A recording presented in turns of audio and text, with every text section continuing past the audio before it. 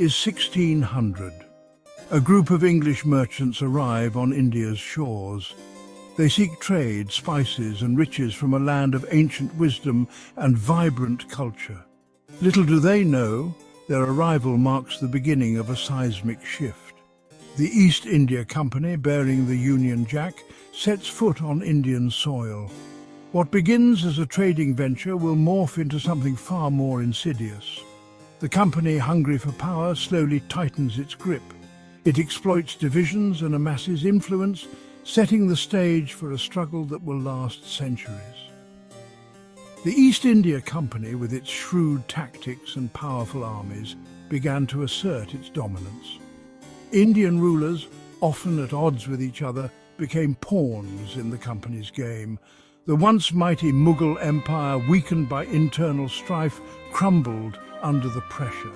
The East India Company, no longer content with mere trade, began to taste real power. With each passing year, their influence grew, casting a long shadow over the Indian subcontinent.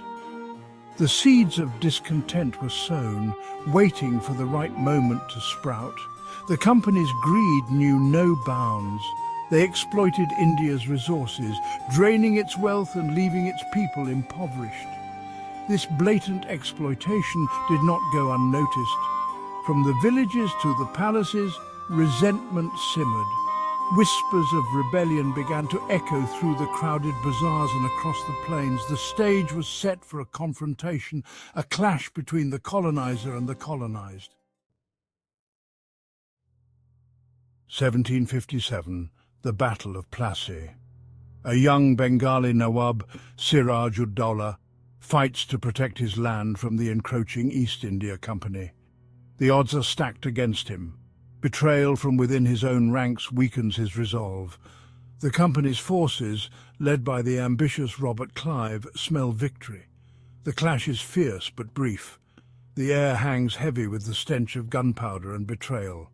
Siraj-ud-Dowlah, abandoned by his own, faces defeat. The Battle of Plassey becomes a turning point, a cruel twist of fate that seals India's destiny. The East India Company, through cunning and treachery, secures a foothold that will, in time, encompass the entire subcontinent. The victory at Plassey emboldens the company. They tighten their grip on India, their ambitions no longer veiled. The riches of the land, its spices, its textiles, its very lifeblood flow into British coffers. The once proud rulers of India become mere puppets, dancing to the tune of their colonial masters. But the spirit of resistance, though subdued, is far from extinguished. The year 1857. The air crackles with unrest. A rumour spreads like wildfire amongst the sepoys, the Indian soldiers serving under the British flag.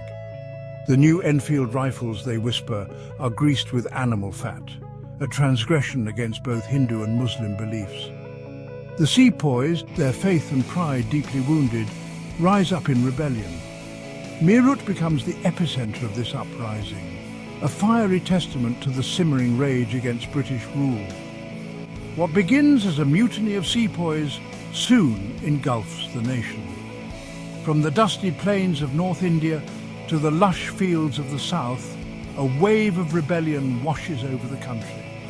Ordinary men and women, farmers and weavers, princes and paupers, all united in their fight against a common enemy. Rani Lakshmi Bai, the fierce queen of Jhansi, becomes an emblem of this resistance, her courage and valour etched in the annals of history.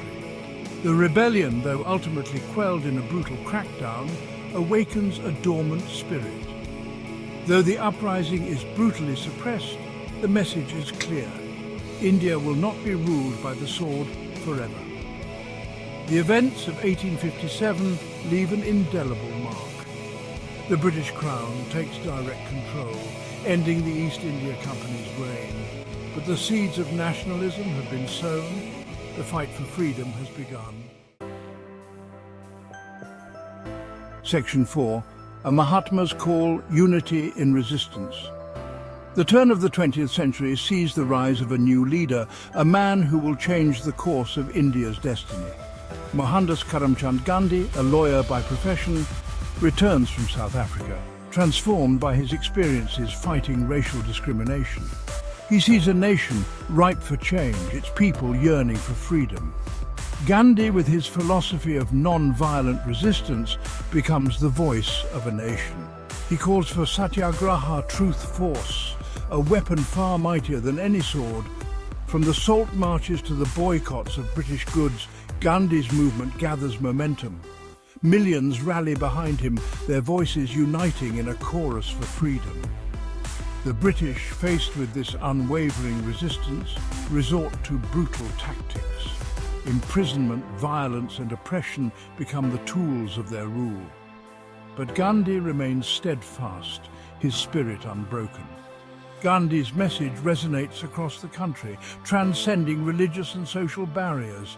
The struggle for independence becomes a mass movement fueled by the collective will of a people determined to break free from the shackles of colonialism. The world watches in awe as a nation armed with nothing but truth and courage takes on an empire. Section 5. Amritsar's Shadow, a wound that ignited a nation. April 13, 1919, a day etched in infamy. The Jallianwala Bagh massacre, a peaceful gathering, an assembly of families celebrating Baisakhi, unaware of the horror that awaits them. The order rings out, a volley of gunshots. Hundreds of unarmed men, women and children are mowed down in a senseless act of barbarity. The ground runs red with the blood of innocents. The massacre sends shockwaves across India and beyond. The Jallianwala Bagh massacre becomes a turning point in India's struggle for freedom. The nation, united in grief and outrage, vows to never forget this act of unspeakable cruelty. The massacre becomes a symbol of British oppression, a stark reminder of the price India is paying for its freedom.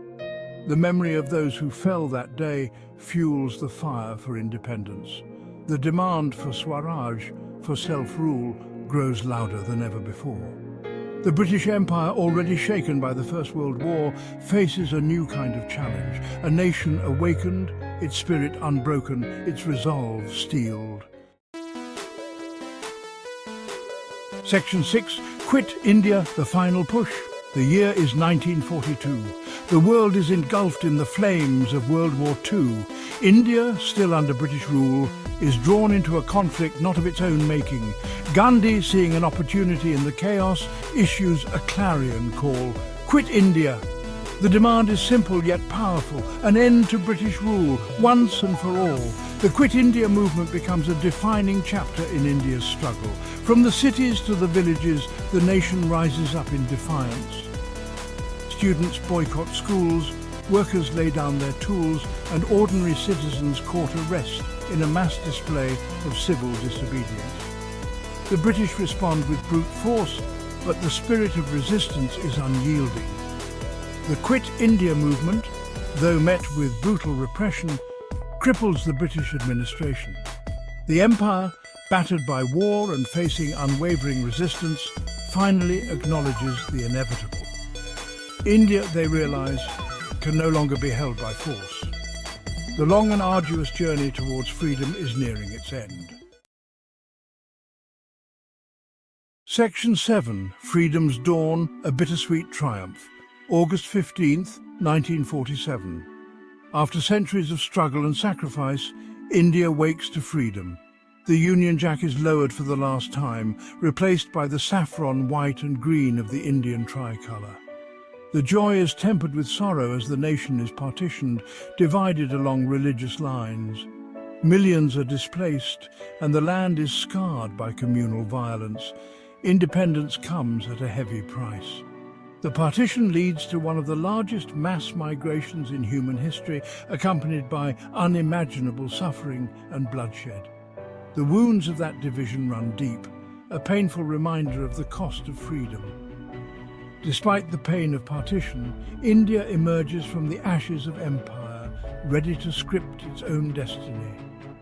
The journey has been long and arduous, marked by both triumph and tragedy.